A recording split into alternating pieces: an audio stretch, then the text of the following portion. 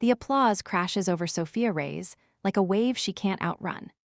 It's too loud, too eager, too celebratory for the way her chest feels hollow, tight, like something is already wrong and her body knows before her mind does.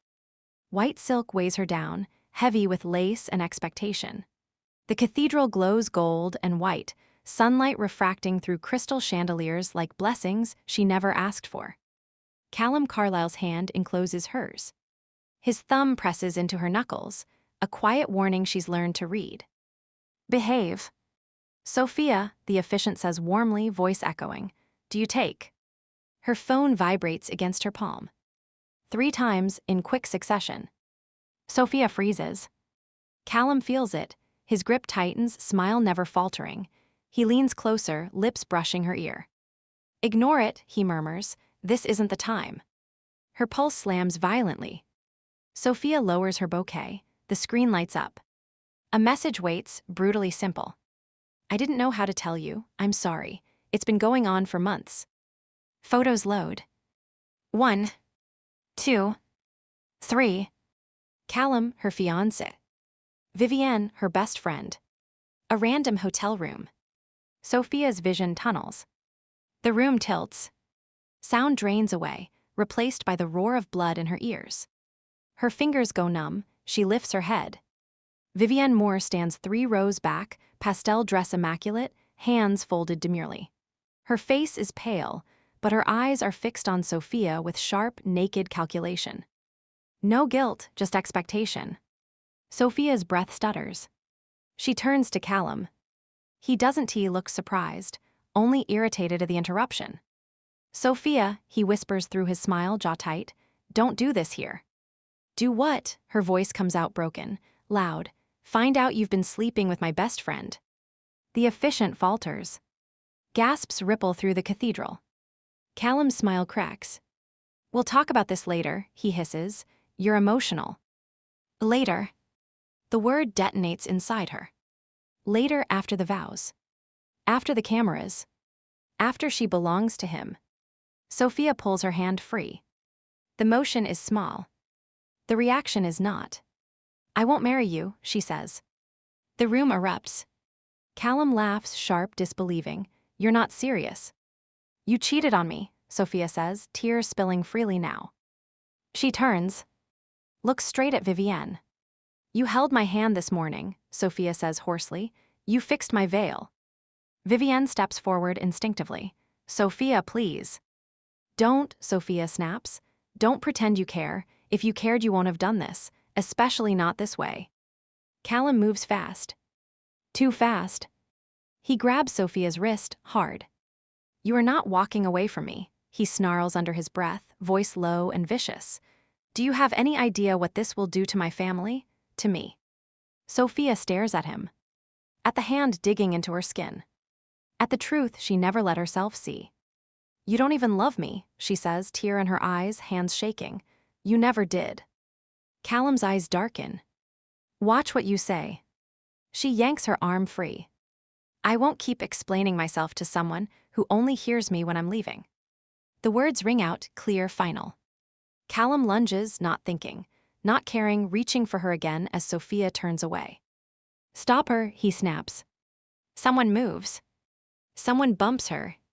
The aisle becomes chaos, bodies shifting, phones raised, voices overlapping.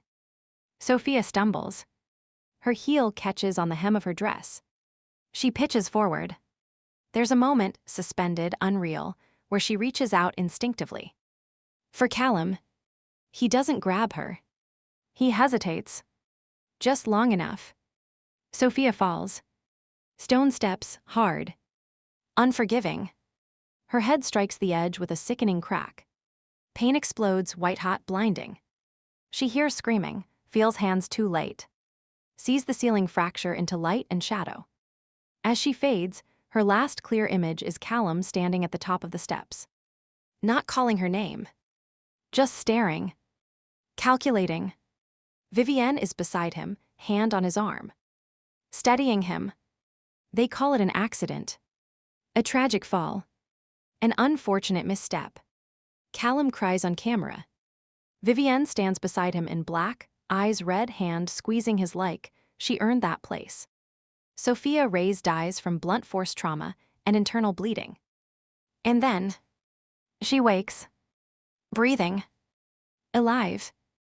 Months earlier, she wakes with the taste of champagne and ash in her mouth. For one disorienting heartbeat, she thinks she is still there. Crystal chandeliers blaze overhead. White silk clings too tightly to her skin. The air is thick with perfume, whispers, and the sharp metallic scent of humiliation. She can hear the clink of glasses, too cheerful, too loud, and feel the heat of 100 gazes boring into her as fragments of truth ripple through the room. Cheating. An affair. How long has it been going on? On her wedding day. Her wedding day. Her public unraveling. Sophia inhales sharply and sits upright. Sunlight pours through gauzy curtains, pale and gentle. The ceiling above her is familiar, unadorned. The air is quiet. No whispers, no judgment. Her bedroom. Months before the engagement announcement, before the vows, before everything broke. Her hands tremble as she presses them against her chest. Her heart is racing, too fast, too real, but she is alive. Younger, unmarried. Reborn. The realization does not arrive as relief. It settles like ice, clear, sharp, unyielding. Memory follows immediately, ruthless in its clarity. She remembers the end because she remembers the beginning, the compromises disguised as love, the silences framed as maturity, the way she learned to soften herself so Callum Carlyle would never feel challenged. Sophia closes her eyes. Not again.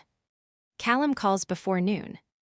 His name lights up her phone, and with it comes a familiar tightening in her chest, an old reflex she recognizes instantly.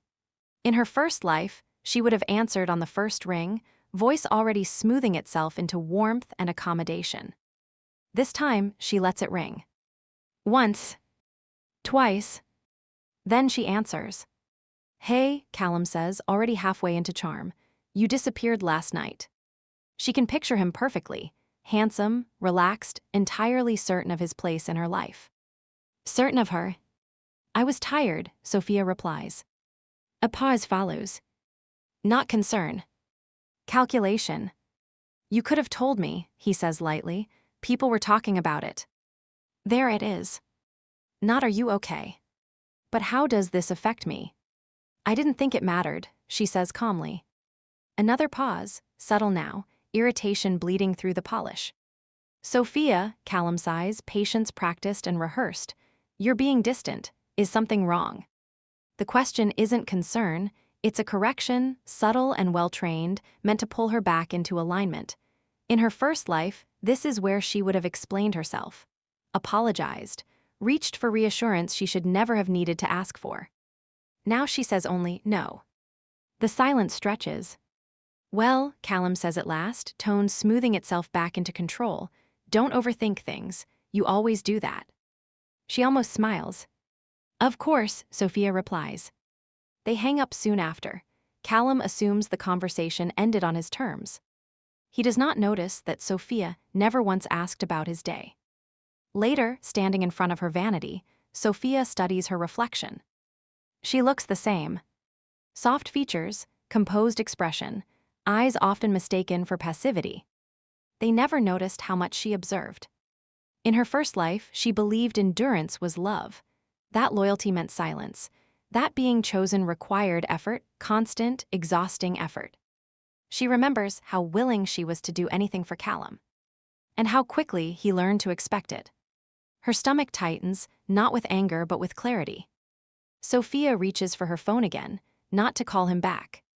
She opens her calendar. Slowly, deliberately, she begins deleting obligations that were never truly hers. Dinner reservations arranged around his schedule. Social appearances designed to polish his image. Meetings she attended only because he expected her at his side. Each deletion feels like setting down a weight she didn't realize she was carrying. Sophia exhales. This time, she will not fight him. She will not expose him. She will not beg to be treated better. She will simply stop centering her life around someone who treats her as optional. Sophia doesn't linger on the thought. But somewhere deep inside, something steady shifts into place. This life will not end the same way. And that decision, quiet, unyielding, irreversible, is the first line she refuses to cross. A few days later, Sophia, Reyes arrives 10 minutes early for a meeting with Lucian Ashcroft. She stops outside the glass-walled conference room and notices it immediately. Her breathing is steady, her hands are relaxed at her sides. In her first life, she would have been anxious by now, checking her reflection, rehearsing answers, calculating how this meeting might benefit Callum. Now, she walks in calmly and takes her seat at the polished table. Lucian Ashcroft arrives exactly on time. There is no entourage sweeping ahead of him, no deliberate pause meant to command attention. He enters with quiet precision, tailored suit immaculate, presence contained but undeniable. His gaze is sharp, observant. "Ms. Reyes," he says, inclining his head. "Mr. Ashcroft." They sit. Assistants take their places along the perimeter like silent witnesses. The glass walls reflect the city beyond, cold, bright, indifferent. Sophia presents her proposal. Lucian listens. Not the performative listening she's grown used to, the nodding interruptions, the half-formed objections, but true attention. When she pauses to collect her thoughts, he does not rush her. When he finally speaks, it's deliberate. "This strategy prioritizes long-term stability," he says, eyes scanning her figures. "Most people here would chase faster returns." Sophia meets his gaze without flinching. "I'm not most people." A faint curve touches Lucian's mouth, not amusement, but recognition. "Good." When the meeting concludes, agreement is reached with minimal friction. Lucian stands and offers his hand to shake. "If you require clarification," he says evenly, "my door is open." Sophia blinks, surprised. "Thank you," she replies. Vivienne Moore intercepts her that afternoon. The timing is too precise to be coincidence. "Oh, Sophia," Vivienne says brightly, stepping into her path like fate itself, perfectly dressed, concern glowing just warmly enough to seem genuine. "I was just thinking about you." Sophia feels it immediately, the familiar tightening beneath her ribs. This again. In her first life, she'd believed this act, mistaken sweetness for sincerity, concern for loyalty. She remembers how Vivienne wore this same expression while poisoning every room she entered. "I heard you've seemed a little distracted lately," Vivienne continues softly, leaning in as if sharing a secret. "I just wanted to make sure you're okay." Sophia studies her. The careful posture, the moderated smile, the eyes that never quite soften. "You were always very good at this," Sophia thinks coolly, "right up until you smiled at me on my wedding day." "I'm fine," Sophia says politely. Vivienne's brows knit, just enough to suggest care, never enough to mar perfection. "Are you sure? With the wedding approaching and all this pressure, I worry about you." "Worry?" Vivienne's favorite disguise. "I appreciate the thought," Sophia replies calmly. She offers nothing more. For a fraction of a second, something sharp flashes behind Vivienne's eyes, irritation, suspicion before the sweetness returns. "Well," she says lightly, "if you need anything at all, I'm always here." "I know," Sophia thinks, "you always were." She steps past Vivienne without another word. This time, she doesn't look back. Callum calls that evening. Sophia lets the phone ring while she pours herself a glass of water. When she answers, her voice is even. "You met with Ashcroft today," Callum says, skipping pleasantries. "Yes." "You didn't mention it." "I didn't think I needed to." A pause, thin, calculating. "Well," Callum laughs lightly, "you know how those men are, cold, calculating, you should be careful." "I can handle myself," Sophia says. "I know," he replies quickly. "You just rely on people too easily." The irony almost makes her smile. Then, casually, like an afterthought, "Vivienne mentioned you seemed distracted lately." "She's very observant," Sophia replies. "She's just looking out for you," Callum says, satisfied, "like I am." In her first life, Sophia would have reassured him, smoothed the edges, promised she wasn't pulling away. This time, she lets the silence stretch. They end the call soon after. Sophia requests a private audience, with a leaner Reyes the next morning. The meeting takes place in the Reyes family estate, where power hums quietly beneath polished floors and priceless art.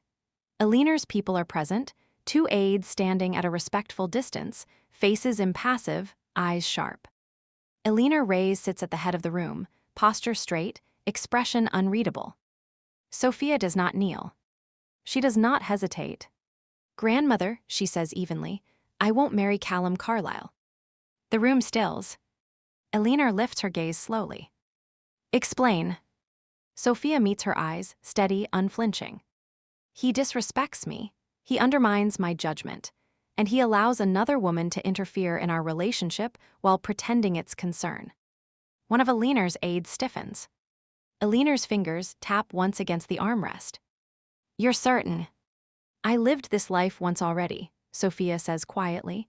"If I continue down this path, I lose myself." Elinar studies her granddaughter, not for tears, not for fear, but for resolve. "And Ashcroft?" Elinar asks. Sophia doesn't dodge it.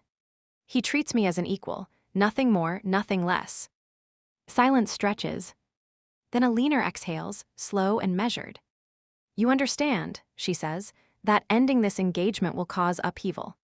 "Yes." "That people will talk." "Yes." "That Callum's family will not forgive this." Sophia's voice does not waver. "I don't need their forgiveness." Elinar Reyes looks at her then, really looks. And for the first time in a long while, something like approval flickers beneath her composed exterior. "Very well," Elinar says. "Then do it cleanly, do it decisively, and do not embarrass the Reyes name." Sophia inclines her head. "I won't." As she leaves, Elinar turns to her aides. "Prepare for turbulence," she says calmly. This girl has finally learned how to stand. Later that night, Sophia reviews Lucian's meeting notes. Clear, efficient, no hidden pressure. At the bottom of the email is a single line. "Please proceed at your own pace." She stares at it longer than necessary. In her first life, support always came with strings. This does not. Across the city, Callum stares at his phone, unsettled by something he can't name. Sophia didn't argue. Didn't reassure him. Didn't revolve. She simply existed, apart from him. Sophia sets her phone down and exhales. For the first time in her life, she sees the lies clearly. And she no longer feels obligated to pretend she believes them. Sophia doesn't mean for it to happen. The laughter she means. It slips out before she can stop it, light, surprised, almost startled by its own existence. For a heartbeat, even she seems caught off guard by the sound. They're standing outside a small cafe tucked between two glass towers, the kind of place meant for hurried meetings and forgettable conversations. Instead, Sophia and Lucian have been there nearly an hour. Their coffee has long since gone cold as the debated back and forth. Neither of them notices. "That's not what the data suggests," Lucian says mildly, head tilted as he listens to her argument without interrupting. Sophia gestures with one hand, animated despite herself. "The data is incomplete. Everyone keeps stripping out the human factor because it's inconvenient." Lucian doesn't counter immediately. He considers it. Really considers it. "You're right," he says at last. "They're optimizing for speed, not sustainability." A smile crosses her lips, short, bright, and pleased. Lucian watches her closely, a smile of his own playing on his lips. No expectation, just quiet attention. He doesn't comment on it, doesn't try to draw it out. He lets it exist. "You're enjoying this," Sophia accuses lightly a few minutes later, noticing the faint curve of Lucian's mouth as she gestures mid-argument. "Enjoying," he repeats. "Letting me dismantle your industry assumptions." Lucian considers this seriously. "I wouldn't phrase it that way." She lifts a brow. "I'd say I'm learning," he continues, "and you're very persuasive." Sophia laughs, surprised, genuine. "That's the nicest way anyone's ever told me I'm stubborn." "I don't see it as stubborn," Lucian replies. "You stop when you're satisfied with the truth, not when you're tired of arguing." She stills for half a second, then looks away, lips curving despite herself. He notices. He doesn't comment. Callum sees them from across the street. At first, he doesn't recognize the feeling that tightens in his chest. It isn't anger, not yet. It's something colder, disorienting. Sophia is leaning forward slightly, posture open, eyes lit with interest. She isn't performing attentiveness the way she used to with him. She isn't anticipating irritation or smoothing tension before it can surface. She looks at ease. Callum steps closer without realizing he's moving. Sophia. Her name lands like a stone, dropped into still water. She turns, the smile doesn't disappear, but it changes, softens into something polite, distant. Callum. Lucian straightens beside her, not stepping in front of her, not asserting himself. He simply stays. I didn't realize you had plans, Callum says, gaze flicking briefly to Lucian before returning to her. The words are casual, the tone is not. I didn't, Sophia replies. I still don't, we were just talking. Just talking. Callum forces a laugh.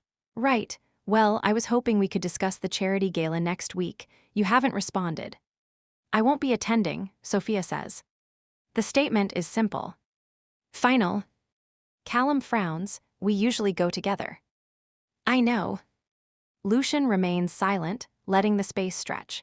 He doesn't fill it the way Callum keeps trying to. And you're okay with that, Callum presses. Sophia glances at Lucian, not for permission, but acknowledgement, then looks back at Callum. Yes. Callum's jaw tightens, he turns to Lucian at last. And you are. Lucian inclines his head politely. Lucian Ashcroft. Recognition flashes across Callum's face, followed immediately by defensiveness. Ah, Callum says, I see. Sophia almost corrects him. You don't see anything, she thinks, and you don't need to. We should get going, she says calmly. Lucian nods, of course. They walk away together, unhurried, aligned. Sophia doesn't look back. That bothers Callum more than anything else. Vivienne finds Sophia later that evening, in a private lounge, overlooking the city. Oh good, Vivienne says brightly, sliding into the seat across from her as if invited. I was hoping I'd run into you. Sophia sets her glass down, she already knows what this is. I heard you were seen with Lucian Ashcroft today, Vivienne continues, voice lowered conspiratorially. Is everything okay? The sweetness. The concern. The performance. Sophia studies her more closely than she ever did before, the careful lean forward, the smile calibrated to warmth, the eyes that never quite soften. You wore this face when you slept with him, Sophia thinks. You wore it when you lied to me. I'm doing very well, Sophia says. Vivienne laughs lightly. I just don't want you making decisions out of hurt. Callum can be difficult, but he means well. Disgust rises sharp and sudden. You said this before, Sophia remembers, right before you took him to my bed. I don't regret clarity, Sophia replies. Vivienne blinks, the answer isn't in the script. Well, she says after a beat, smile tightening, I'm sure you know what's best for you. I do. Sophia stands. The conversation ends whether Vivienne wants it to or not. Vivienne watches her go, unease settling beneath her practiced warmth. Something is wrong. Sophia Reyes is not supposed to be this calm. Sophia chooses to tell Callum privately. Not because he deserves it. Because she does. Callum's apartment smells faintly of expensive cologne and familiarity. It once felt like a second home. Now it feels staged, a set she stepped onto only to confirm she no longer belongs. Callum barely looks up from his phone. You're late, he says absently. Sophia closes the door. The sound feels final. I won't be coming anymore, she says. That earns his attention, just enough for mild annoyance to crease his brow. What does that mean? It means I'm ending this, Sophia says evenly. The engagement, us. Callum laughs. Not nervously. Not angrily. Amused. Sophia watches it happen, the same dismissal she remembers from her first life. Confidence built on the belief that she will always stay. You're upset, he says indulgent. We'll talk later. There's nothing to talk about. You don't walk away from years of planning, he says, from family expectations. I do, Sophia replies. I am. He searches her face for cracks. Finds none. You're not serious. I already threw everything away, Sophia says softly. In my first life. He frowns. What? Nothing, she says. You don't need to understand. She turns to leave. You'll cool off, Callum scoffs. You always do. Sophia pauses at the door. No, she says quietly, I won't. And then she's gone. Vivienne is already there when Callum storms into the bedroom.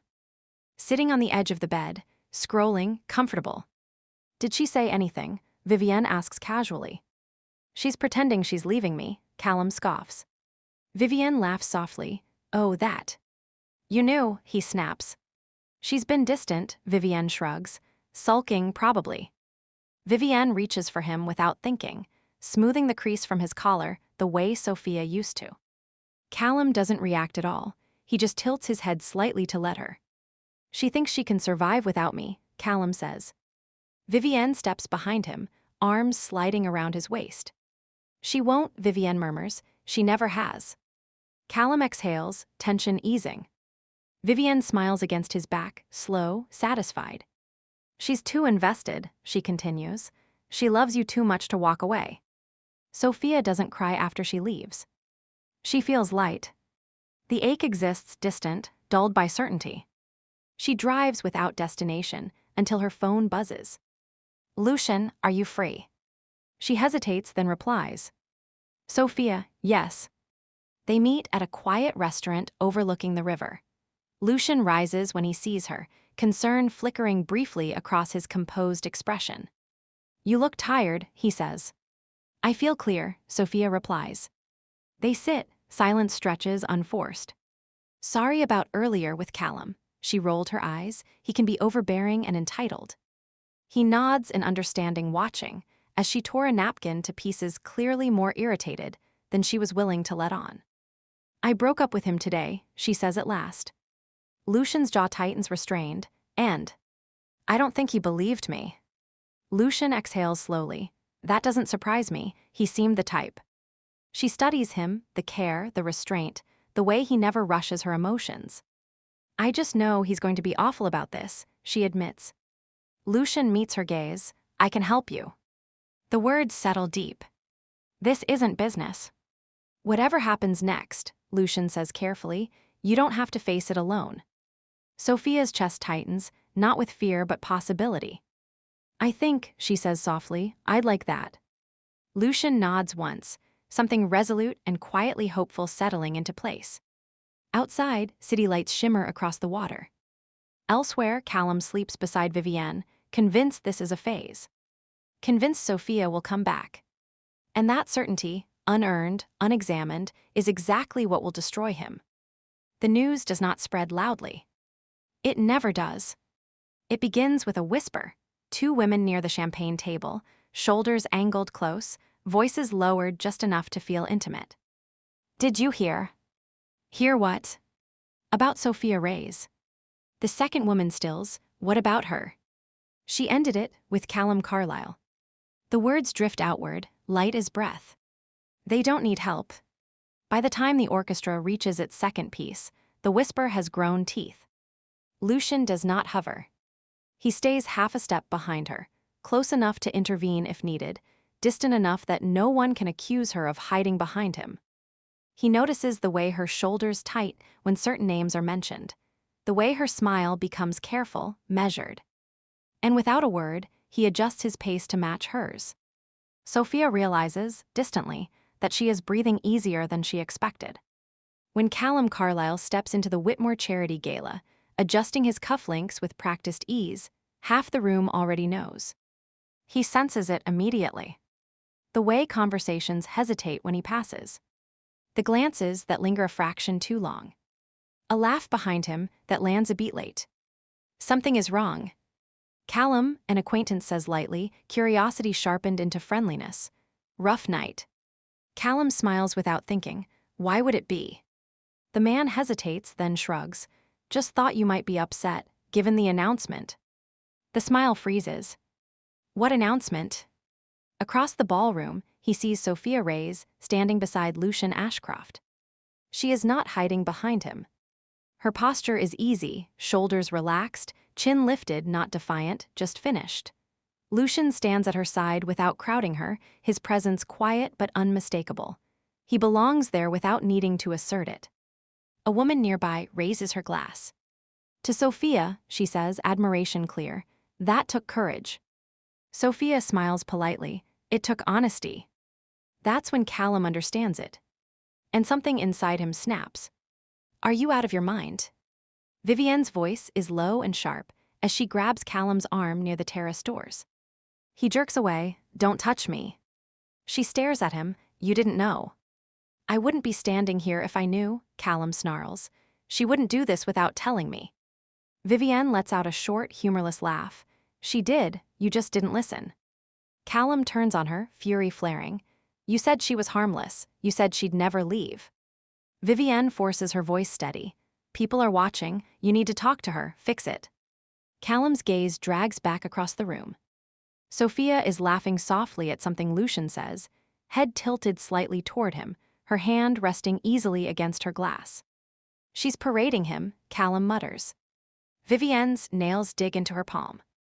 That man, she says carefully, is dangerous competition. Callum scoffs. Ashcroft doesn't matter. Sophia will come back. Vivienne looks at him, really looks. And for the first time, doubt slips in.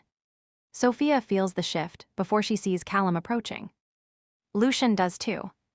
Callum stops in front of them, breath tight, smile stretched thin. So, he says, eyes flicking between them, this is how I find out. Sophia meets his gaze evenly. I didn't hide it. You humiliated me, Callum snaps. No, she corrects quietly. I freed myself. Lucian remains silent, but the air around him changes, colder, sharper. Callum laughs, brittle. You think this makes you strong, standing next to him? Sophia's voice stays calm, but steel slides beneath it. I think standing next to someone who doesn't belittle me is a good start. Callum flinches. Lucian finally speaks, voice level. You should lower your voice, you're drawing attention. That breaks something. Oh, I'm sorry, Callum snaps. Is that your role now, managing her? Lucian turns fully toward him, expression unreadable, cold. No, that's what you tried. Silence crashes down. I won't do this with you, Callum, Sophia says softly. She steps away. Lucian follows. Callum does not chase her. Because people are watching. They pause near the terrace doors, the noise of the ballroom dimming behind them. Do you want to leave? Lucian asks quietly. Not should, not we can. Just want. Sophia considers it. The old reflex tugs at her, endure, smile, survive. She shakes her head, not yet. Lucian nods, immediate acceptance. Then we stay. The choice is hers. And she feels it. Later in the women's lounge, Vivienne corners Sophia. You look radiant, Vivienne says sweetly. I was worried you'd be overwhelmed tonight. Sophia studies her. The smile. The concern. The performance. You wore this face when you slept with him, Sophia thinks. You wore it when you lied to me. I'm not overwhelmed, Sophia replies evenly. I'm relieved. Vivienne's smile tightens. You're being impulsive. No, Sophia says. I'm being deliberate. Vivienne leans closer, voice dropping. You don't win by walking away. Sophia meets her eyes, disgust sharp and unmistakable now. I already did. She leaves. Vivienne remains behind, smile cracking at last. Across the city, Alina Reyes receives the news from 3 sources within the hour. She listens, asks only one question. Was Sophia composed? Yes, comes the reply. Very. Alina nods once. Good, she says, then this will be interesting. That night, Callum sits alone in his apartment. His jacket lies discarded. His phone glows in his hand. Sophia's name. Unread messages. No replies. She didn't cry, he says hoarsely. She didn't even hesitate. Vivienne stands by the window, arms crossed. No, she replies quietly, she didn't. For the first time, neither of them says what they are both thinking. Sophia didn't just leave. She escaped. And the world saw it happen. Lucian calls her in the morning, clearly checking in after the intensity of the gala. They don't talk about Callum. They talk about food instead. a small place Lucian frequents when he doesn't want to be recognized. You like it because no one expects anything here, Sophia says after a moment. I like it because they don't ask questions, Lucian says. Then, after a beat, adds, plus the food is good. She hums approving, sounds nice. It feels dangerously close to normal. Sophia realizes she hasn't felt this at ease with someone in years. Later, Callum Carlyle's first move is not loud. It is surgical. Sophia Reyes does not hear about it from the news. She hears it from Myra. Myra closes the office door behind her with more force than usual. No teasing greeting, no sarcastic comment. Her jaw is tight, shoulders squared, eyes sharp with restrained anger. We have a situation, Myra says. Then after a beat, actually we have several. Sophia lifts her gaze from her tablet. She doesn't rush. She doesn't frown. Tell me. Myra steps forward and turns the screen around.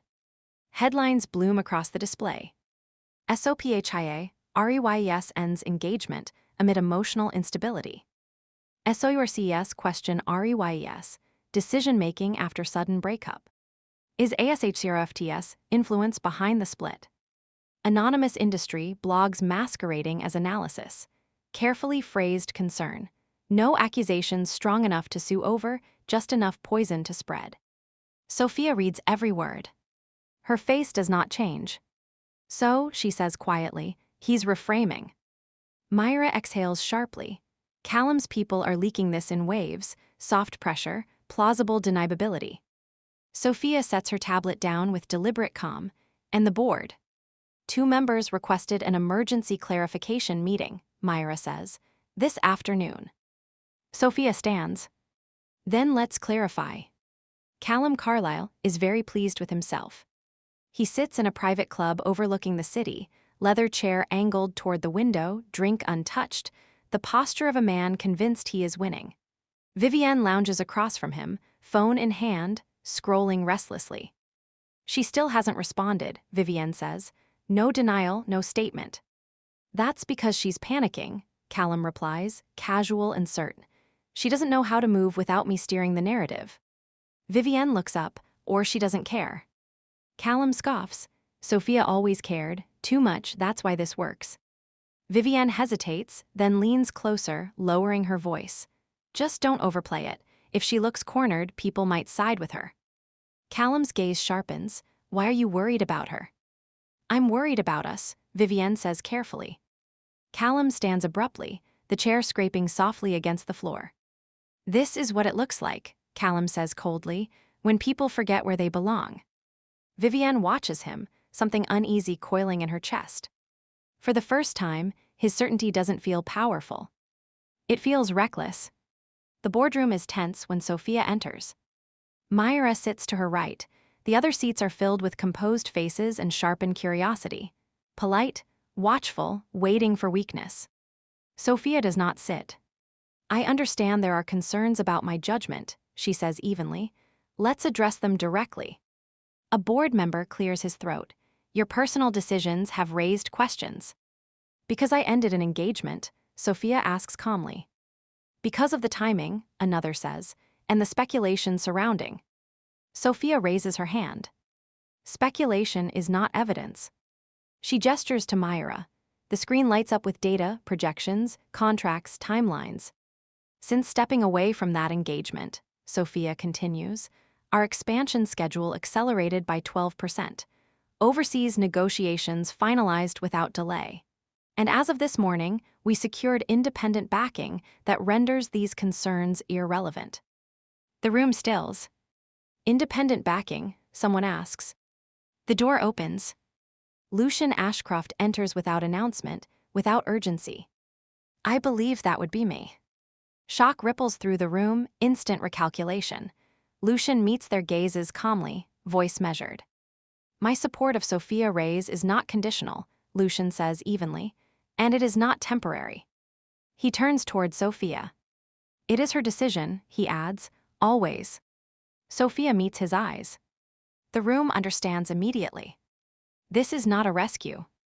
This is alignment. The fallout is swift. By evening, Callum's phone won't stop buzzing. ASHCRFT, confirms REYES backing. Board unanimously supports SOPHIA. Carlyle influence quietly questioned. Callum stares at the screen, chest tightening. She used him, he mutters. Vivienne looks up slowly, or maybe he chose her. Callum rounds on her, you're supposed to be on my side. I am, Vivienne says, then hesitates. This isn't what you said would happen. Callum laughs sharply, you're getting nervous. No, Vivienne replies softly, I'm getting realistic. The silence stretches. And in it, Vivienne understands something with chilling clarity. She is standing exactly where Sophia once stood, valuable only as long as she agrees. That night, Sophia stands on her balcony, city lights, stretching endlessly below. Lucian joins her quietly, offering a glass of wine. Their fingers brush when she takes it, brief, undeniable. You didn't need to come today, Sophia says. I know, Lucian replies. I wanted to. She studies him, no triumph, no ownership, just presence. You didn't save me. Lucian meets her gaze. You didn't need saving, I stood with you. Something inside her loosens. In her first life, love felt like pressure, something to earn, maintain, perform. This feels different, spacious, steady, strong without being loud. Sophia hesitates, then says quietly, this doesn't feel like just business anymore. Lucian nods, it hasn't been for a while. You didn't say anything. I didn't want you to wonder if I was here because you were vulnerable, he says, or to feel rushed. Sophia steps closer. He does not move first. She rests her head briefly against his shoulder, not in exhaustion, but in trust. I don't feel small with you, she says quietly. Lucian exhales, careful with the moment. You were never meant to. She looks up at him and sees it clearly now, something deeper. You like me, Sophia says, more statement than question. Yes, Lucian replies quietly, I do. She hesitates for the first time with him, head down and figures twisting together. Sophia, Lucian says quietly. She looks at him. I won't rush you, he continues, or define this before you're ready. He pauses, but I want you to know my interest in you isn't conditional or temporary. Her breath catches, just slightly as she stares into his eyes. You know, she says, a smile slowly blooming, I think I might like you too. And she realizes she means it. The disruption doesn't arrive with thunder. It seeps in. Sophia Reyes notices it the way one notices a draft in a closed room, not immediately, but persistently. An email reply that takes hours longer than usual. A meeting moved back with no explanation. An investor who once replied within minutes, suddenly asking for more time to consider. Individually, they mean nothing. Together, they hum with intention. Sophia sits at her desk, scrolling through her tablet, eyes calm, posture relaxed. To anyone watching, she looks unbothered, untouched. She registers the tension, then lets it pass. Somewhere in the back of her mind is the memory of Lucian's voice that morning, unhurried, amused over something trivial. The reminder steadies her without effort. She does not cling to it, she simply knows it's there. Myra, however, is pacing. This isn't coincidence, Myra says finally, stopping in front of the desk. Her grip tightens on the tablet. This is someone nudging dominoes and pretending it's the wind. Sophia lifts her gaze.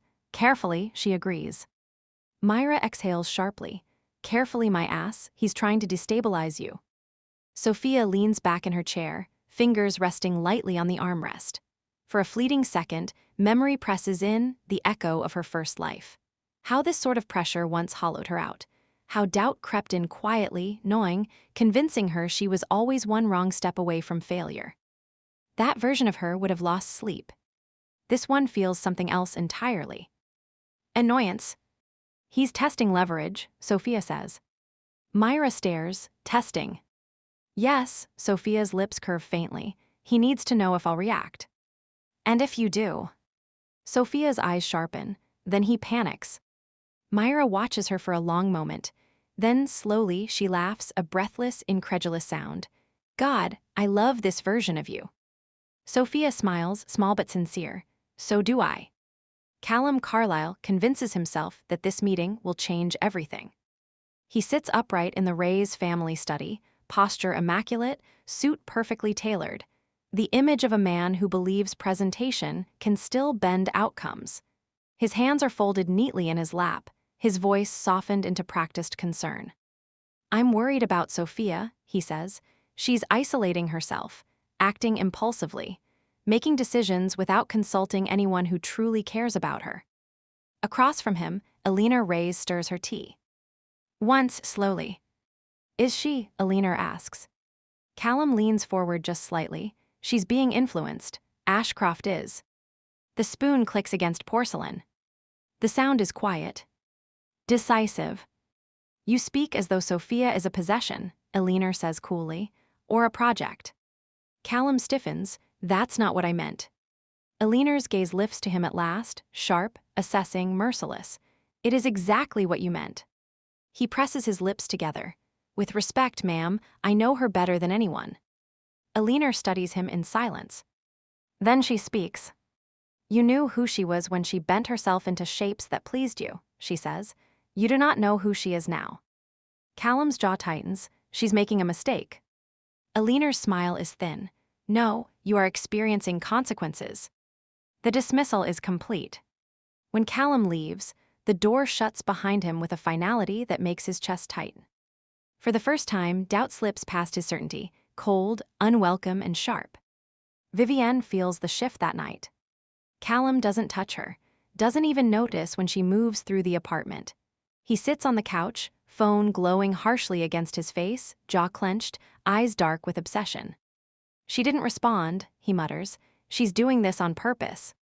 Vivienne lowers herself into the chair across from him, fingers curling into her lap.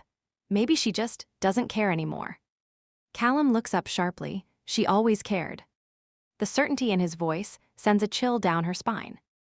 Vivienne swallows. That doesn't mean she still does. Silence stretches between them, thick, suffocating. Then Callum laughs. Low, humorless.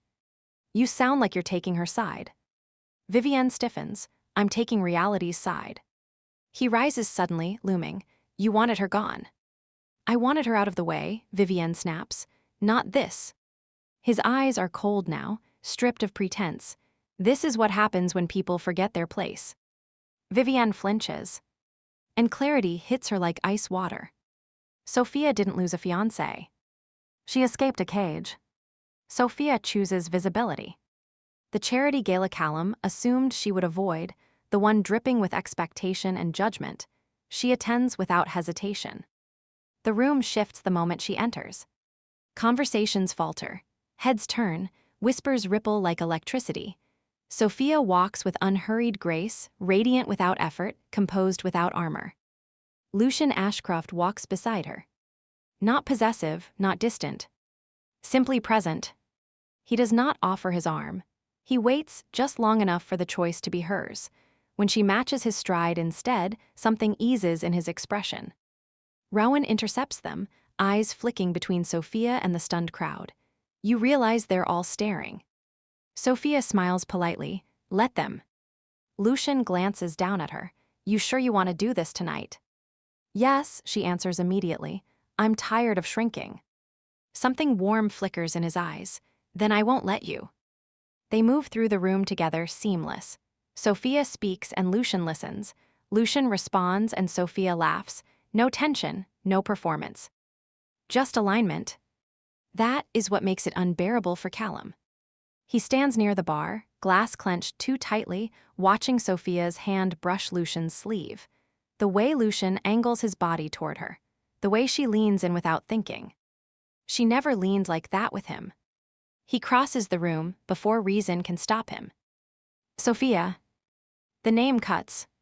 She turns slowly, calm and unafraid. "Callum." "Can we talk?" His voice is sharp, demanding, privately. "No." The word is soft. "Absolute."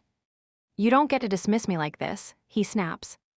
Lucian shifts, not aggressive, but unmistakably present. "I do," Sophia says. Her voice doesn't rise. Callum laughs, brittle. "You think this," he gestures sharply between her and Lucian, "means you've won." Sophia meets his gaze without flinching. This was never about winning. Lucian speaks at last, voice low. "You're causing a scene." Callum's fury snaps toward him. This ends when she decides it does. Sophia answers quietly, decisively. It already has. She turns away. And the room lets her. On the terrace, the night air cools Sophia's flushed skin. The adrenaline drains slowly, leaving something tender behind. Lucian shifts closer, not touching, but near enough that Sophia becomes aware of his warmth against the night air. He keeps his hands visible, relaxed, as though reminding both of them that nothing here is owed. I hate that he still tries, she admits, like I owe him something. Lucian watches her carefully. He doesn't want you back, he says gently. He wants control. She nods, I know. He hesitates, if being seen with me makes this harder. Sophia steps closer, stopping him. Don't step back for his comfort. Lucian stills, then nods, I won't. She looks at him, truly looks, at the restraint, the patience, the way he never rushes her, never claims space she hasn't offered. I don't feel like I have to perform with you, she says softly. Lucian's voice is steady. Good, I'd never want you to. Warmth unfurls in her chest, unmistakable now. I think I really like you, Sophia admits, breathless with honesty. Lucian smiles slowly, eyes pleased and soft. Good, I know I already like you. He does not move closer. Not because he doesn't want to, but because he does. Because he understands exactly how fragile this space is and how precious. They don't kiss. They stand close, sharing warmth, letting the moment exist without demanding more. Inside, Callum drinks too much and watches too closely.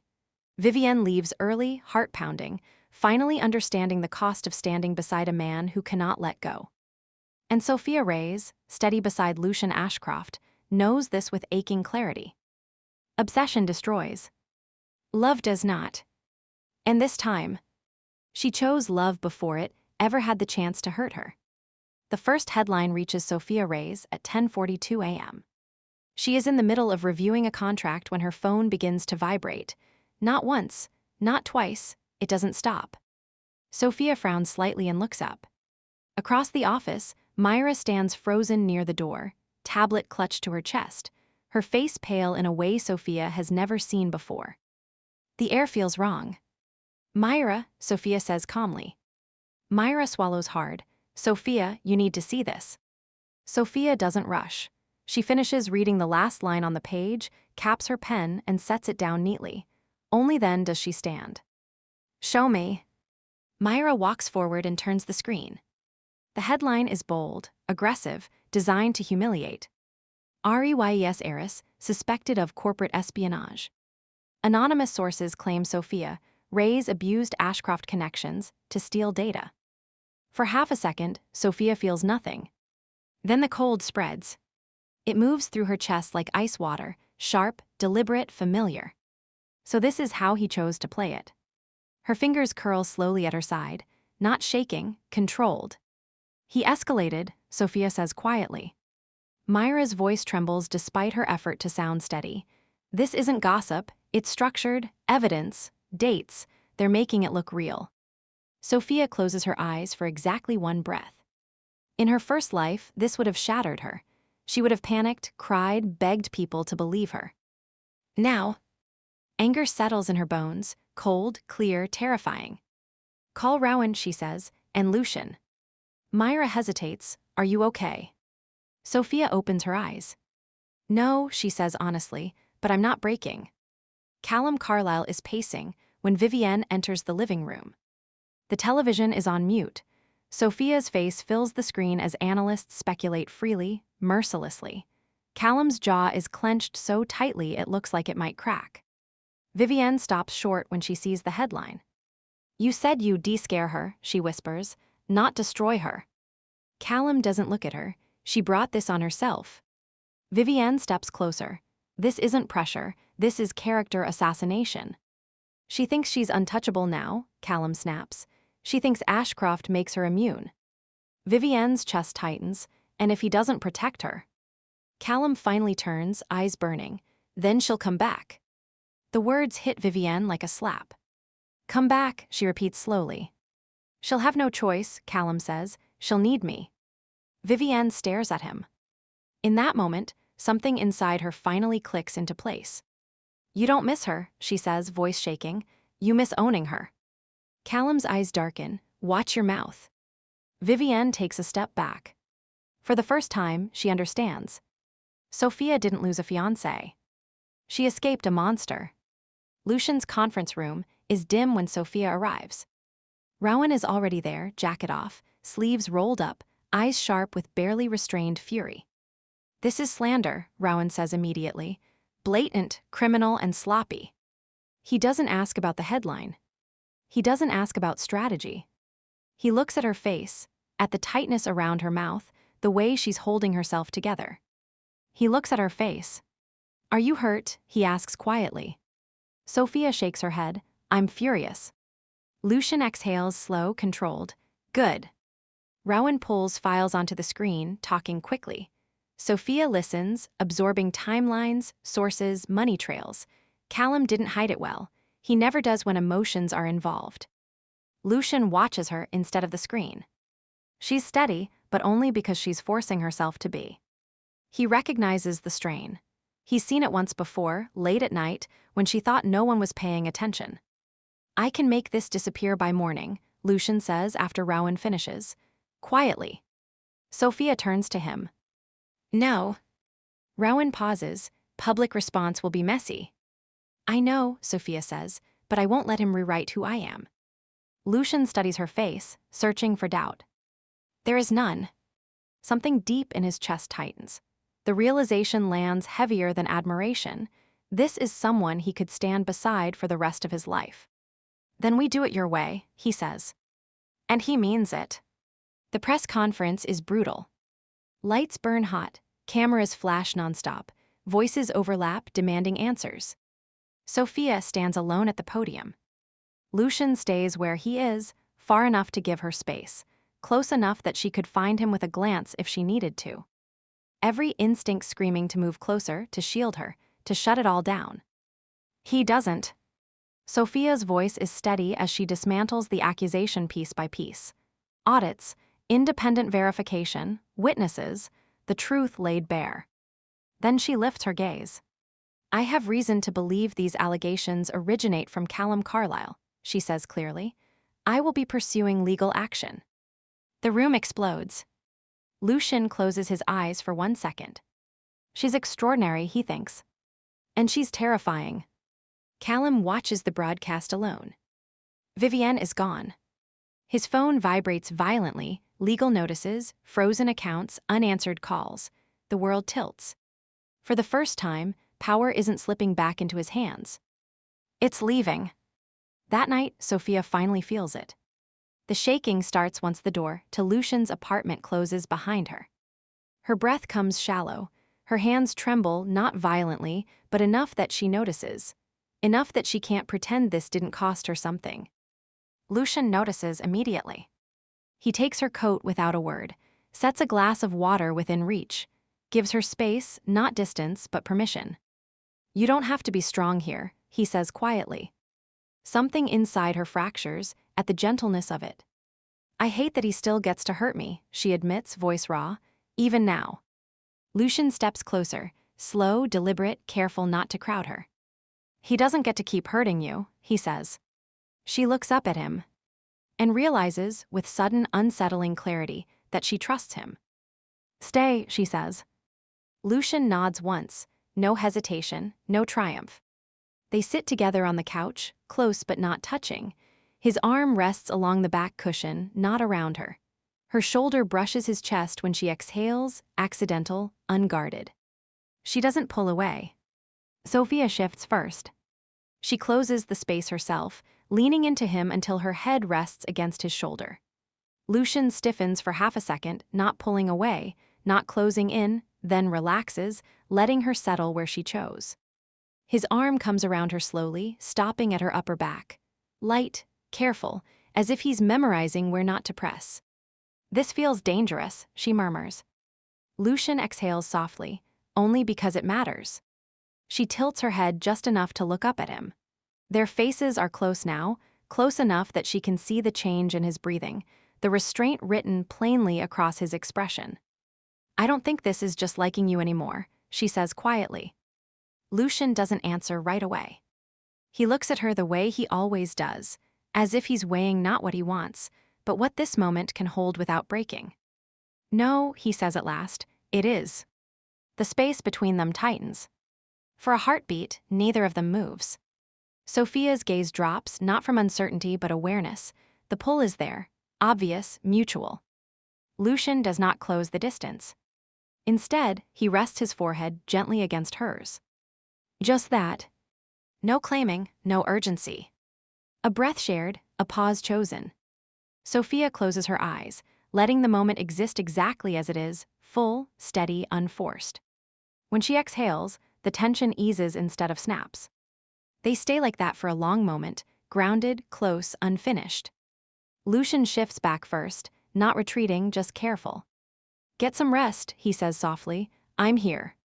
She nods, fingers curling briefly into the fabric of his sleeve before letting go. Inside, Callum Carlyle drinks too much and watches too closely. Vivienne leaves early, heart pounding, finally understanding the cost of standing beside a man who cannot let go. And Sophia Reyes, safe without being sheltered, close without being claimed, understands something vital. This wasn't restraint born of fear. It was restraint born of respect. And for the first time, she doesn't feel rushed toward anything at all. The city is unusually quiet when Sophia wakes. Not silent, just subdued, as if the noise has learned where not to intrude. She lies still for a moment, watching pale light climb the curtains, aware of something unfamiliar in her chest. Not urgency, not dread, not the tight readiness she once mistook for purpose. Space. The memory of the night before lingers, not as a scene replayed, but as a feeling. Conversation without edges. Laughter that didn't need to be careful. A stretch of time where no one asked her to explain herself, justify her choices, or brace for disappointment. It startles her how much that mattered. In her first life, mornings always arrived heavy with anticipation. What needed fixing, who needed reassurance, how she should adjust herself to keep the day running smoothly. Even peace had been conditional, easily revoked. This morning is different. Her phone rests untouched on the nightstand. No missed calls, no frantic messages demanding response, no sense that the world will collapse if she takes a breath before engaging it. Sophia sits up slowly. She realizes, with quiet certainty, that whatever comes next will not be about survival. It will be about choice. Later, as the day begins to move around her again, meetings scheduled, names resurfacing, power shifting in small but meaningful ways, Sophia carries that steadiness with her. Not like armor. Like orientation. And somewhere across the city, Lucian Ashcroft pauses before stepping into his own day, the echo of an unremarkable, unguarded conversation still present in the back of his mind. Not something claimed. Something acknowledged. Neither of them names it. They don't need to. Because when the pressure returns, as it always does, it will meet something new this time. Not resistance. Not retreat. But two people who have already learned how to stand quietly, honestly, in the same space, and found they did not want to leave it. The backlash does not come all at once. It arrives in stages. Polite inquiries, strategic silences, invitations that never materialize. Sophia notices it first in the smallest ways. A board member who once greeted her warmly now offers a nod and excuses himself. A charity committee postpones a meeting until things settle. A fashion house quietly replaces her name on a guest list with another. None of it is loud. All of it is deliberate. This is how the upper world punishes women who step out of line, not with scandal, but with omission. Sophia does not panic. She has already lived through worse. Instead, she adjusts. Lucian notices before she mentions it. They are seated across from one another in a private dining room overlooking the river, a space chosen for discretion rather than display. The lights from the city fracture across the water like broken glass. You've been removed from 3 committees this week, Lucian says calmly, as if commenting on the weather. Sophia sets her chopsticks down. 4, one just hasn't announced it yet. Lucian studies her expression, not searching for weakness, only reading the terrain. You're not surprised. No, she replies, They need to remind me there's a cost. And is there? She considers the question carefully. There is discomfort, she says honestly, but no regret. Lucian inclines his head once. That matters. He does not offer to intervene. He does not promise protection. He simply stays. And that, more than anything, steadies her. Callum Carlyle, meanwhile, mistakes silence for leverage. He has been told, by advisors, by his mother, by Vivienne, that Sophia will return once the pressure becomes unbearable, that she has always folded before, that she will do so again. So when his assistant informs him that Sophia has formally withdrawn her name from the joint Carlyle, Ray's Foundation initiative, Callum laughs. She's escalating, he says, amused rather than alarmed. Good, she wants attention. Vivienne, seated across from him, does not smile. That project was symbolic, she says carefully. Walking away publicly sends a message. Callum waves a hand. It sends that she's emotional. Vivienne watches him for a moment too long. Something has shifted, and she feels it, but she doesn't yet understand how badly it tilts against her. The invitation that changes everything arrives 3 days later. Elena Reyes hosts a private luncheon. No press. No announcements. Only names that matter. Sophia arrives beside her grandmother, posture composed, expression unreadable. Eleanor's people flank them, not as guards but as statement. The room stills in that subtle way only power can command. Conversation resumes, but quieter now, more careful. Eleanor takes her seat at the head of the table. Thank you all for coming, she says mildly. I wanted to address certain misconceptions. Her gaze flicks briefly to Sophia. My granddaughter's engagement ended because it was no longer suitable, Eleanor continues. Any suggestion of instability, impulsiveness, or outside influence is incorrect. A pause. If anyone has concerns about her judgment, Eleanor says evenly, they are welcome to bring them to me. No one does. Across the table, several guests exchange glances, calculations rearranging themselves in real time. Sophia does not speak. She doesn't need to. By the end of the luncheon, 2 postponed meetings are quietly reinstated. A former sponsor asks, too casually, whether she might consider collaborating again. The world does not apologize. It simply recalibrates. Vivienne hears about the luncheon an hour later. She is furious. She went to Eleanor, Vivienne snaps. She went over our heads. Callum frowns. Eleanor was always going to side with her. No, Vivienne says sharply. She was not like this. She paces, nails biting into her palm. This wasn't emotional, Vivienne continues. This was planned, she's repositioning. Callum scoffs, you're overthinking. Vivienne stops and looks at him, really looks. For the first time, she sees it clearly. Callum has lost the narrative. And he doesn't even know it. Sophia learns of Callum's attempt to contact her through intermediaries that same evening. 3 messages, 2 calls, 1 concerned inquiry from a family friend. She declines them all. Later, Lucian drives her home. The city hums around them, restless and alive. He's escalating, Lucian says quietly. I know. You could end it cleanly, 1 statement. Sophia shakes her head. No, that would still be reacting to him. Lucian glances at her, something like approval flickering behind his calm exterior. So what do you want? Sophia looks out at the passing lights. I want my life back, she says simply, on my terms. Lucian nods. Then you're doing it right. I can stand beside that, Lucian says, not ahead, not behind. They don't plan it. That's what makes it feel different. Sophia finds herself in Lucian's passenger seat well past midnight, the city thinning into quieter streets, ambition dissolving into silence. The lights soften. The noise recedes. For once, there is no schedule waiting to reclaim her. Are we going somewhere specific? She asks. Lucian glances at her briefly, the corner of his mouth curving in something that isn't quite a smile. Only if you need certainty. She considers that, truly considers it, then shakes her head. I don't. So they drive. They end up at a riverside park most people forget exists. Too quiet for networking, too far from anything that matters on paper. The river moves steadily beside a narrow walking path, reflecting moonlight instead of towers. Lucian cuts the engine. Neither of them gets out right away. The silence stretches, not awkward, not expectant, spacious, like a room with no one watching. Sophia exhales, the tension she didn't realize she was carrying finally loosening. "I forgot," she says softly. Lucian turns toward her. "Forgot what?" "What it feels like," she replies after a moment, "to not be performing, even when I'm alone." He doesn't rush to reassure her. He never does. "That's exhausting," he says finally, not sympathetically, just honestly. She smiles faintly. It is. They step out of the car and walk along the path, unhurried. The air is cool. Clean. The city feels distant, like something they've stepped out of rather than escaped. After a while, Lucian speaks again.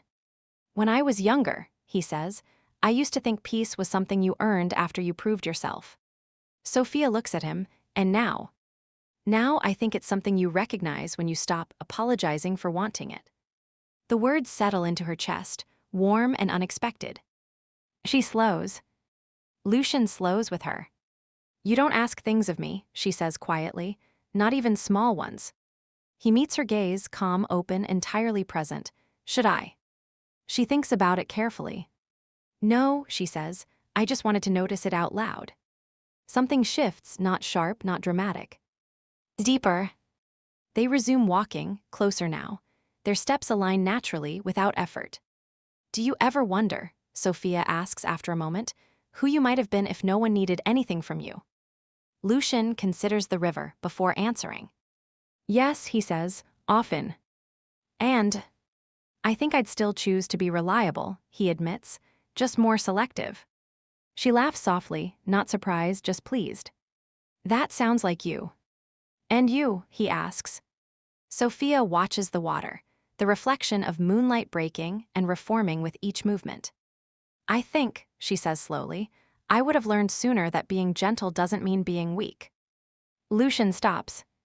This time, deliberately. He turns to face her fully. "I've never thought you were weak." The way he says it, quiet, unembellished, certain, tightens something in her throat. "I know," she replies. And she does. That's the difference. The space between them is charged now, but unhurried. No reaching, no claiming, just awareness. Lucian lifts his hand slightly, not to pull her closer, not to assume, simply an offer. Sophia steps into it without hesitation. Their foreheads rest together at first. A pause, a breath shared. When they close the distance, the kiss is gentle, unrushed, like confirmation rather than conquest.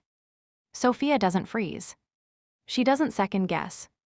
She kisses him back with the same quiet certainty she's learned to trust. Not because she needs him, not because the world has pushed her here, but because she wants this. When they part, neither of them moves away.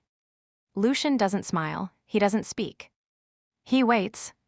Sophia exhales, something steady and bright settling into place. "This," she says softly, "was my choice." Lucian's voice is calm, unwavering. "I know." They stand there a moment longer before walking back toward the car. Closer now, not bound, not claimed. Chosen.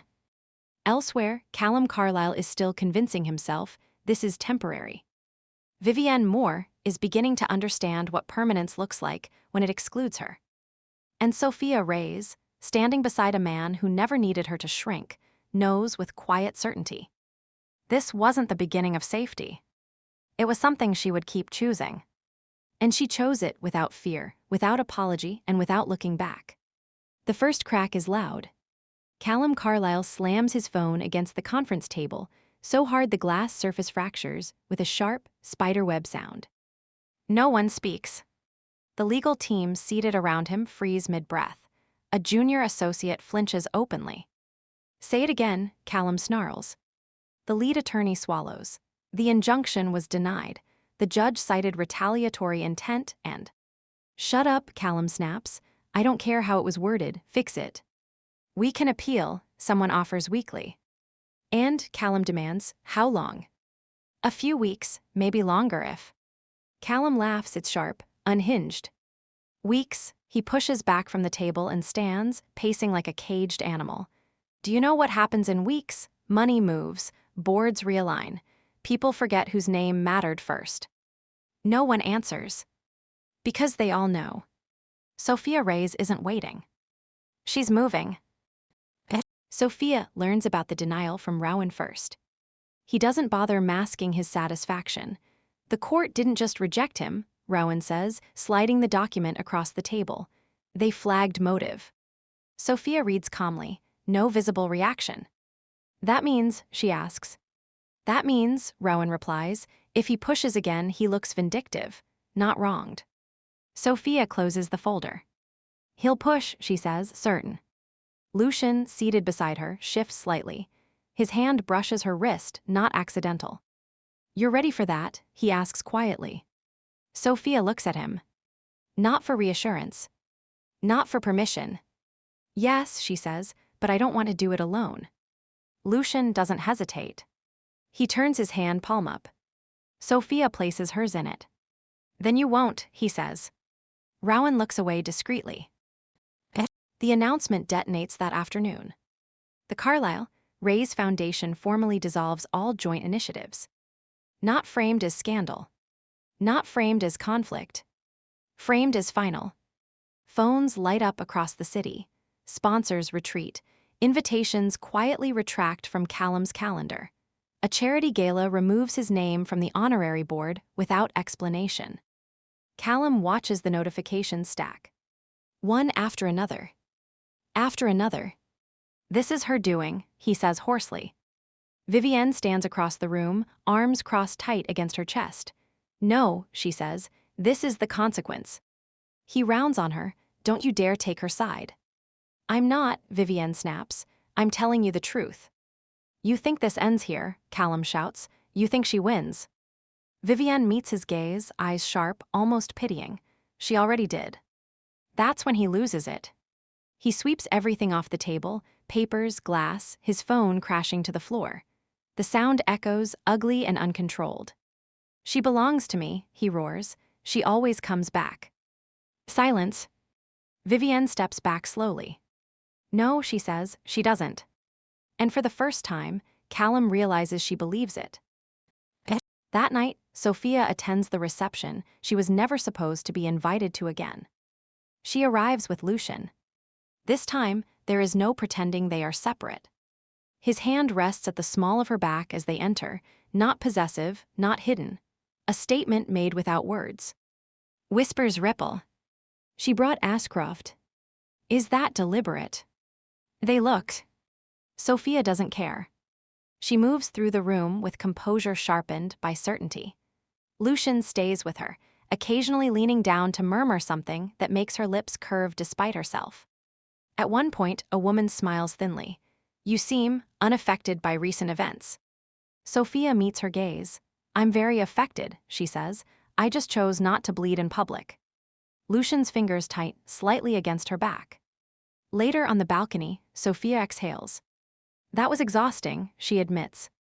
Lucian hands her a glass of water. Their fingers linger this time. You were brilliant, he says. She looks at him, really looks. You didn't step in, she says softly. I didn't need to, Lucian replies. You weren't drowning. Something in her chest loosens. Without thinking, Sophia leans forward and rests her forehead against his shoulder. Lucian stills, then wraps an arm around her fully, solid and warm. She exhales again, deeper this time. Stay, she murmurs. Lucian presses a kiss to her hair. Of course. Inside the ballroom, Callum arrives. Late. Uninvited. He stops dead when he sees them. Sophia in Lucian's arms. Lucian holding her like it's instinct. Like it's allowed. Callum takes a step forward. No one moves aside. He calls her name. Sophia. She hears him. She doesn't turn. Lucian feels the tension ripple through her body. His arm tightens, not pulling her back, just anchoring her. You don't have to look, he murmurs. Sophia breathes once. Then she turns. Their eyes meet across the room. Callum's face is red, eyes wild. You think this ends it, he demands. You think hiding behind him changes what you are. Sophia steps away from Lucian, but only far enough to stand on her own. No, she says clearly. What changes me is that I no longer need your permission to leave. The room holds its breath. You'll regret this, Callum spits. You always do. Sophia smiles. Not sweet. Not cruel. Certain.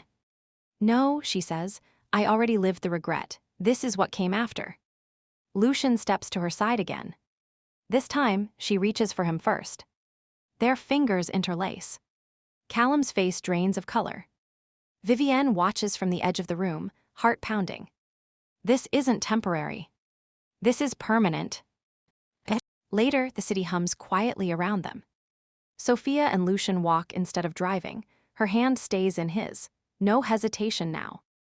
You okay? Lucian asks. Sophia nods. I am. She stops walking suddenly.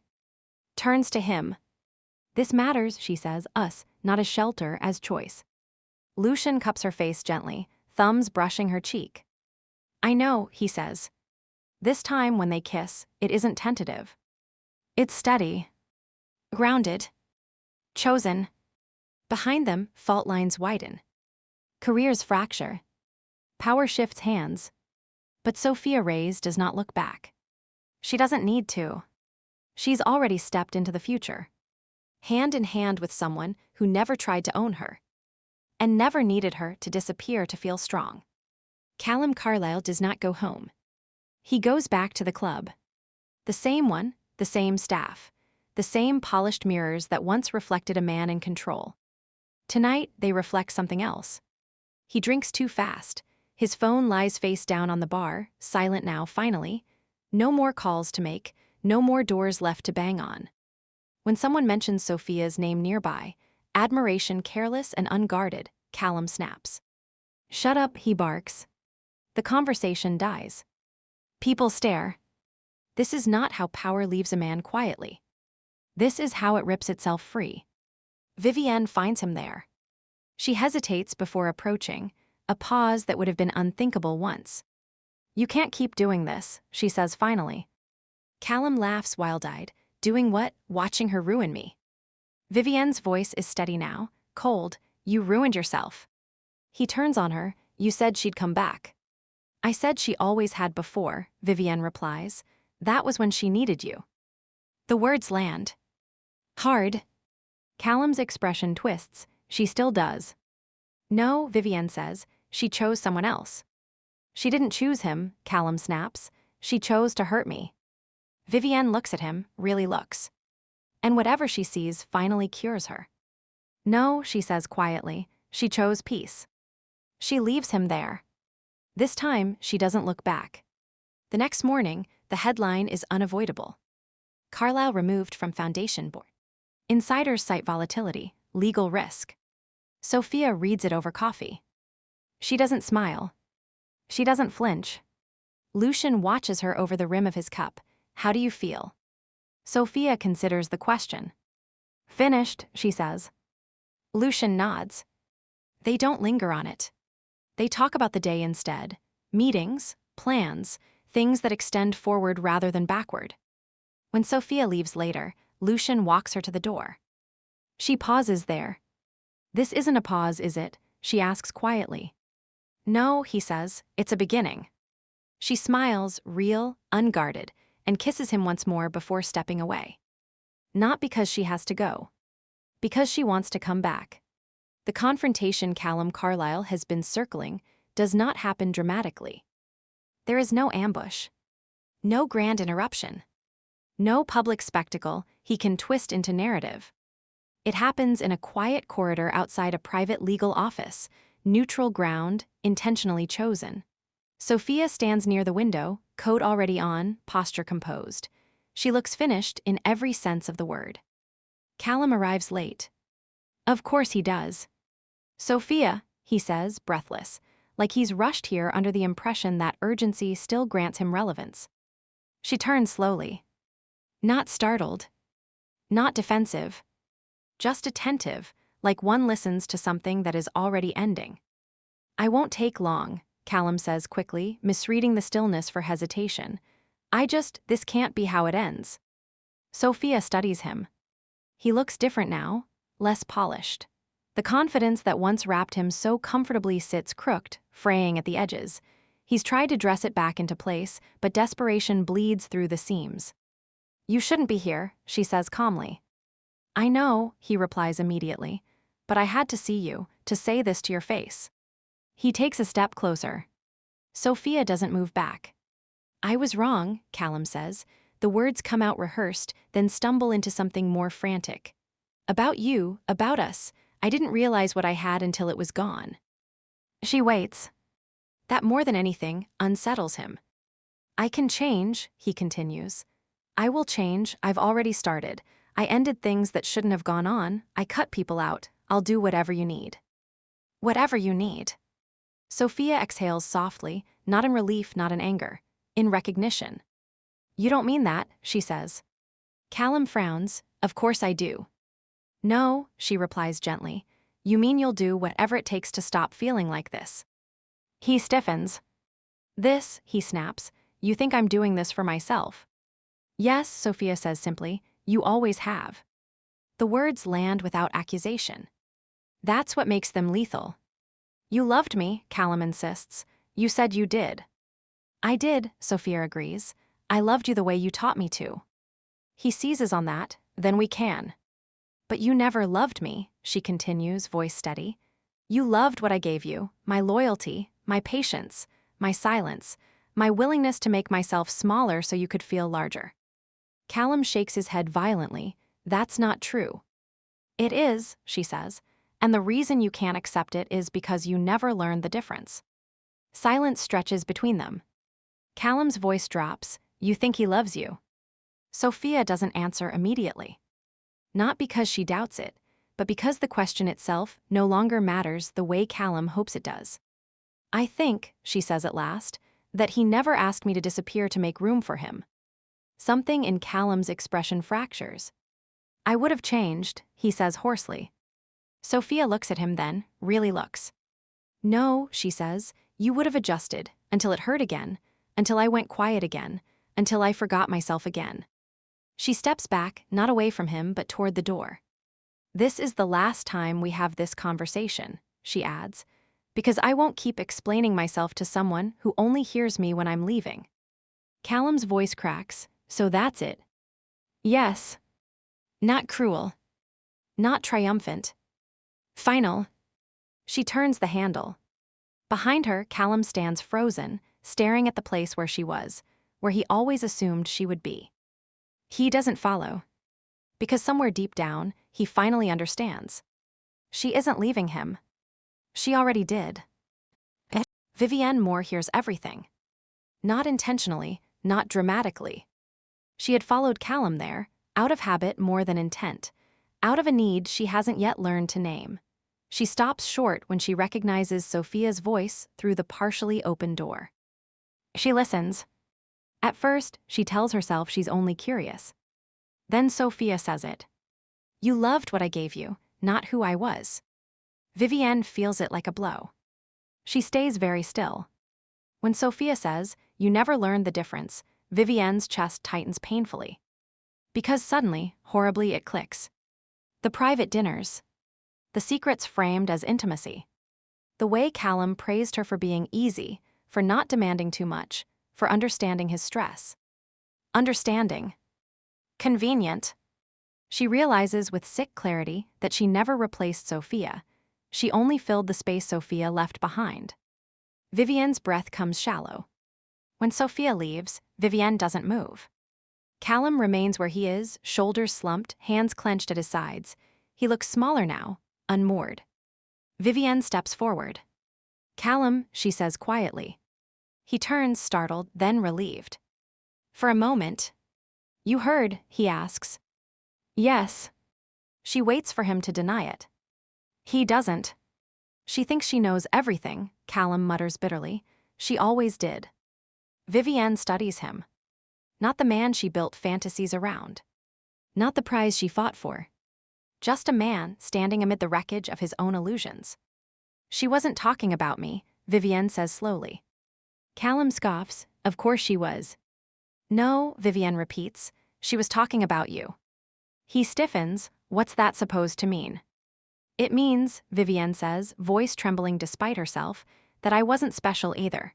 I was just useful. Callum laughs, sharp and dismissive. Don't be dramatic. The words hit her with surgical precision. They're the same ones he used on Sophia. On anyone who asked for more. Something inside Vivienne finally shatters. I gave up everything for you, she whispers. Callum shrugs. You chose that. The silence that follows is devastating. Vivienne nods slowly. Yes, she says, I did. She steps back. Callum frowns. Where are you going? Somewhere I'm not pretending this was love, she replies. He scoffs. You'll come back. Vivienne pauses at the door. She looks over her shoulder, not angry, not pleading. Just clear. No, she says, I already stayed too long. She leaves. And for the first time, Callum Carlyle is truly alone. Sophia doesn't feel victorious as she walks into the evening. She feels light. The city hums around her, alive, indifferent, vast. Her phone buzzes once. Lucian, are you done? She smiles softly as she replies. Sophia, yes. A moment later. Lucian, I'll meet you where you like. She doesn't hesitate. Because this time, the future isn't something she's running toward. It's something she's finally choosing, without fear, without apology, and without looking back. And behind her, the truth Callum and Vivienne can no longer escape settles in quietly, irrevocably. They never lost Sophia Reyes. They were never worthy of keeping her. Time does not soften memory. It replaces it. Years pass, not dramatically, not in the way tragedies demand, but steadily, deliberately. The kind of years built from mornings that don't ache and evenings that don't require endurance. The kind shaped by decisions made without fear of retaliation. Sophia Reyes no longer measures her life by what she escaped. She measures it by what she chose. The morning light spills across the glass walls of the penthouse they share, warm, unhurried. The city below is quieter at this height, reduced to pattern rather than pressure. Sophia stands barefoot at the kitchen counter, sleeves rolled, hair loose, reviewing a proposal on her tablet while coffee brews. Lucian moves behind her without announcing himself, setting a mug within reach before leaning lightly against the counter. You're smiling, he notes. She doesn't look up. The logistics are elegant. That's not why. She pauses, then glances over her shoulder at him. The look they share is easy now, intimate without intensity, affectionate without performance. No, she admits, it's because no one is underestimating me in this room. Lucian's mouth curves. They learned. They did. Together, Sophia and Lucian Ashcroft have become something the city respects instinctively, not because of spectacle, not because of scandal, but because they are consistent, aligned, unshakable. They do not play roles for each other. They do not compete. They choose again and again to stand as equals.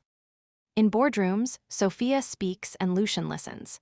In negotiations, Lucian leads and Sophia refines. Their authority is quiet but absolute, their partnership visible in the way they never interrupt one another, never undermine, never assume.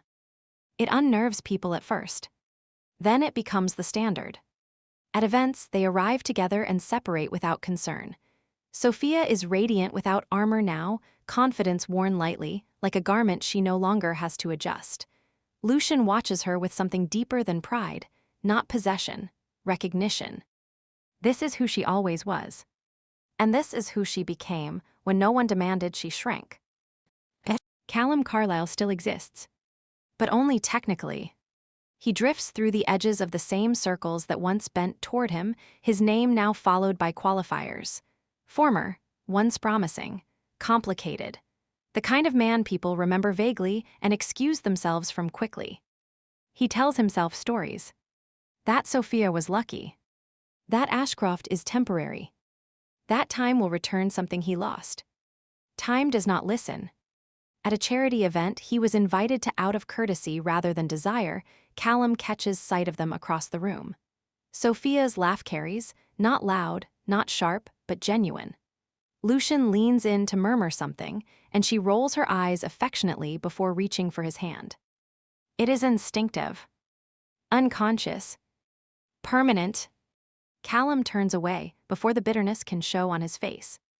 No one notices, except Vivienne Moore notices everything. She has learned to survive on appearances, carefully curated photos, strategic proximity, the illusion of relevance. She still attends events, still smiles, still ensures her name appears in the right columns. But there is a hollowness behind it now. She watches Sophia from a distance sometimes, not with hatred, not even envy. With something closer to grief. Not for the man she lost. For the life she thought proximity would earn her. She understands now what she never wanted to admit then. She was never chosen. She was convenient. Sophia does not think of them often. There is no triumph in forgetting, just disinterest. On a quiet evening, years after everything that once felt like survival, she and Lucian sit on the balcony, the city glowing softly below. A familiar stillness wraps around them. You ever wonder, Lucian asks, what would have happened if you'd stayed? Sophia considers the question, not defensively, not with pain. No, she says finally, I know. He nods. He never asks her to relive what she's outgrown. She leans into him easily, her head resting against his shoulder. His arm comes around her without thought, the movement as natural as breathing. This life, she says quietly, was never about winning. Lucian presses a kiss to her temple. I know. It just happened to be the consequence. They sit there as the city hums, a woman who no longer explains herself and a man who never asked her to. Sophia does not look back. She does not need closure. Her happiness did not arrive as revenge. But it remained. And in doing so, it became the one truth they could never escape. Thank you so much for listening to Dusklit Audio. Please leave a heart in the comments if you enjoyed the story.